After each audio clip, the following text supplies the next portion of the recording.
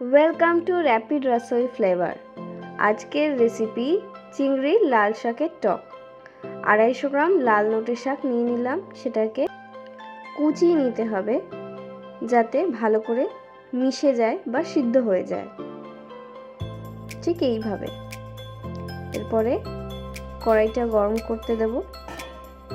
1 চামচ সর্ষের তেল, 1 চামচ সর্ষে, 100 গ্রাম চিংড়ি। এইবারে চিংড়িটাকে ভেজে নিতে হবে, যতক্ষণ না চিংড়িটা লাল হচ্ছে ভাজতে হবে। হালকা নুন দিয়ে দেবো। এরপরে চিংড়িটা তুলে ওই কড়াইতে 1 চামচ সর্ষের তেল আবারও দিয়ে দেবো, দিয়ে লাল নোটে শাকগুলো দিয়ে দেব। অল্প আছে ভাজা ভাজা হবে। 1 চামচ নুন দিয়ে দিলাম। কি সুন্দর লাল রং বেরোচ্ছে, শাকের থেকেই নিজস্ব রংটা বেরোয়। এর মধ্যে তেঁতুল গোলা জল দিয়ে দেব আর ভাজা চিংড়িগুলো ঢেলে দেব।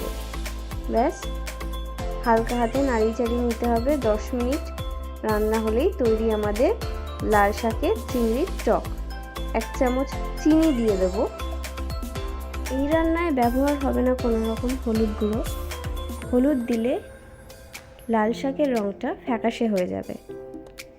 ব্যাস, রেডি হয়ে গেছে চিংড়ির লাল শাকের টক।